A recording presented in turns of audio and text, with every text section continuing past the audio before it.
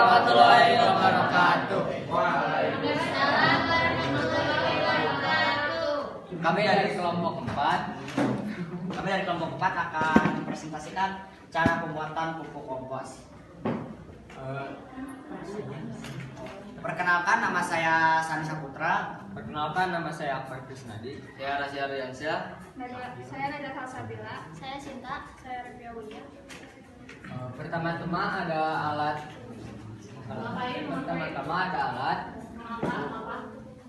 Alatnya ada wadah penutup, sekop, cangkul. Bahannya ada daun kering. Selain daun kering, ini termasuk sampah organik. Selain daun kering ada rumput kering, serbuk gergaji,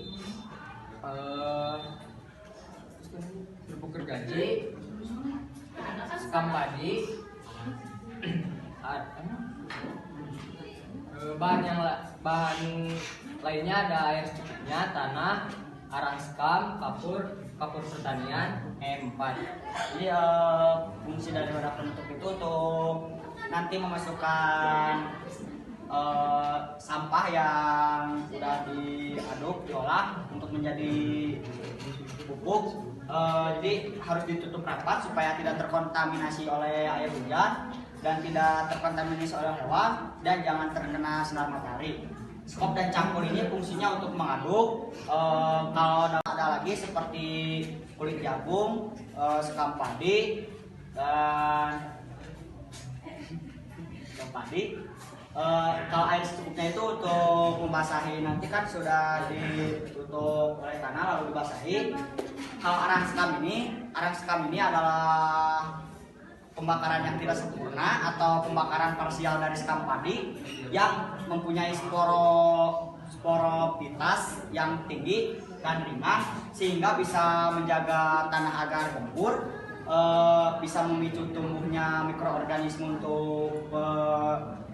untuk pendukung tanaman. Kalau kapur pertanian ini adalah kondisioner tanah untuk menurunkan derajat keasaman dan terbuat dari kapur yang telah diolah dan dihancurkan dan bisa disebut dihancurkan menjadi debu dan juga bisa disebut kapur dolomit. E4 ini takarannya sekitar 1 sampai 2 cc sekitar per liternya. Jadi tergantung kita ini mau pakainya segimana. Kalau harga ini kapur pertanian ini 1 liternya sekitar 9.500. Kalau 50 kilogramnya itu lebih murah, 30.000. Kalau E4 ini seliternya sekitar 20.000 sampai 21.000. Cara pembuatannya, yang pertama siapkan sampah organik, yang kedua siapkan wadah yang besar dan berpenutup. Terus cacah sampah organik agar lebih halus. Masukkan sampah yang sudah dicacah ke dalam wadah. Tambahkan tanah secukupnya. Lalu yang kelima, siram tanah dengan air secukupnya. Masukkan sampah organik yang sudah dicampur dengan arang sekam dan kapur pertanian ke dalam wadah. Lalu pastikan sampah disimpan merata. Usahakan ketebalan sampah dan tanah sama. Lalu siram dengan air yang sudah dicampur E4.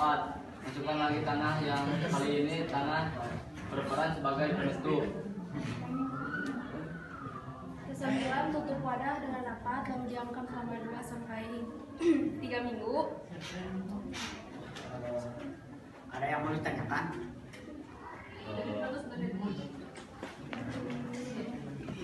Bagaimana peranan E4 dalam penguraian sampah organik dan berapa lama waktu yang dibutuhkan sampah organik untuk terurai jika tidak menggunakan E4? E4 ini berguna untuk mempercepat pertumbuhan pembusukan dari sampah organik. Jika tidak memakai E4 itu sekitar membutuhkan 2 sampai 3 bulan. Jadi kalau memakai E4 itu lebih cepat. Kalau paling cepat itu 1 sampai 2 minggu, yang paling lama itu 3 sampai 4 minggu. Ada lagi yang mau ditanyakan?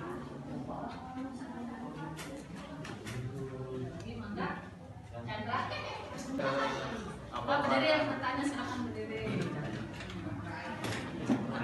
Dari peranan dari arah sekam teh apa? Jadi arang sekam ini membantu memicu pertumbuhan mikroorganisme pendorong tanaman atau di ini teh arang sekam itu jadi tahu beras kan ada wadah kuning. Nah arang sekam cangkang padi jadi sekam itu cangkang padi lalu dibakar. Untuk jadi arang sekam itu dibakar, tapi dibakarnya tidak sampai hancur lebur, tapi sampai kalau pembakaran itu pembakaran parsial. Nah, jadi arang sekam ini berguna untuk meleburkan tanah, terus menjaga pH tanah dalam kondisi tertentu, memicu pertumbuhan mikroorganisme yang berguna bagi tanaman. Ada lagi? Apa fungsinya kapur pertanian? Kapur pertanian ini untuk menjaga penurunan derajat keasaman. Jadi untuk menjaga keasaman dari tanah. Guru bagi penggunaan EM4. Kalau M4 kalau tidak sesuai dosis itu akan mengakibatkan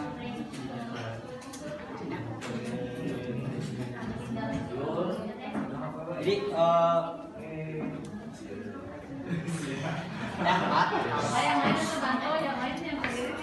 karena M4 itu berguna untuk pembusukan sampah.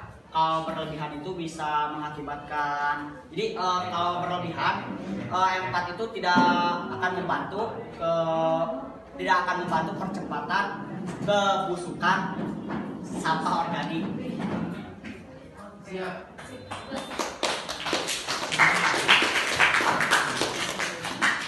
Sekian dari kelompok kami. Wassalamualaikum warahmatullahi wabarakatuh.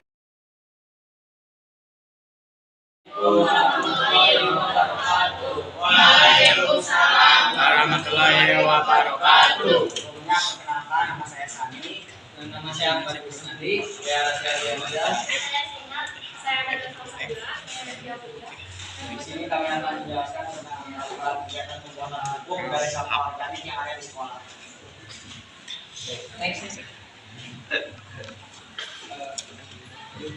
Ada tujuannya dapat mengurangi sampah organik yang ada di sekolah.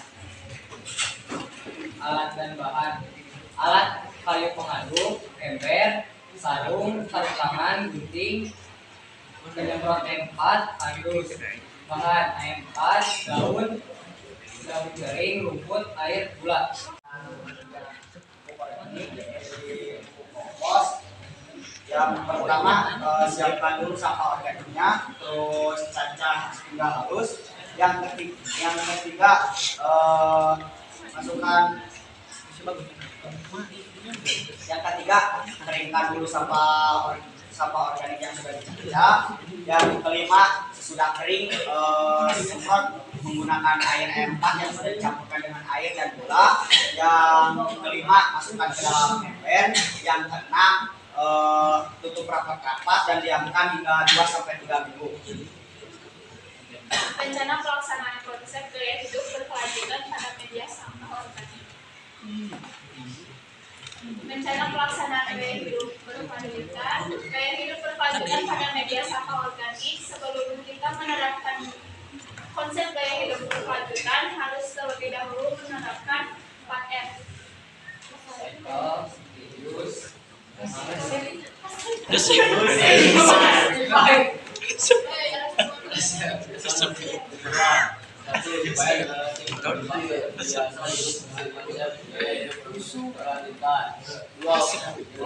Kecintaan terhadap lingkungan sekitar juga menjadikan siswa bijak dalam menggunakan energi yang ada. 4.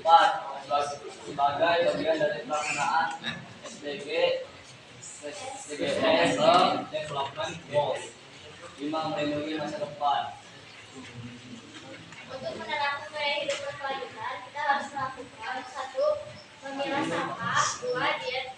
Diet plastik, 3. Mengolah sampah, 4. Menanam pohon, 5. Menggunakan barang sampai habis, 6. Melakukan kampanye gaya hidup berkelanjutan. memilah sampah itu memilah sampah itu akan menggunakan proses pengolahan sampah selanjutnya, jadi lebih ramah lingkungan dan berkelanjutan. Dian plastik, sampah plastik adalah penyumbang sampah terbesar, jadi kita harus melakukan diet plastik sebagai gaya hidup berkelanjutan. Caranya mulai dari membawa botol hingga tas belanja sendiri. Yang menanam pohon, yang mengelola pohon dan mengelola sampah. Gaya hidup berkelanjutan juga bisa dilakukan dengan mengelola sampah sendiri, misalnya sampah organik dikelola menjadi kompos yang berguna bagi tanaman. Yang menanam pohon bisa mengajak siswa untuk menanam pohon di lingkungan sekolah. Kita hanya menanam pohon saja, tetapi siswa berkewajiban merawat pohon yang sudah ditanam banyak pohon yang ditanam, maka lingkungan sekolah pas semakin lestari. Yang menggunakan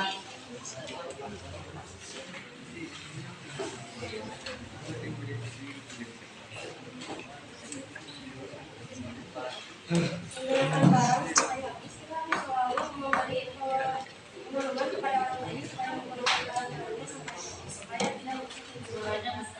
Selain melakukan hal adil gaya hidup berkelanjutan supaya hidup tidak menyebarkan semangat berkelanjutan di lingkungan sekolah dengan berbagai media, mulai dari media sekolah media sosial. Kampanye ini akan membuat siswa semakin semangat untuk melakukan gaya hidup berkelanjutan.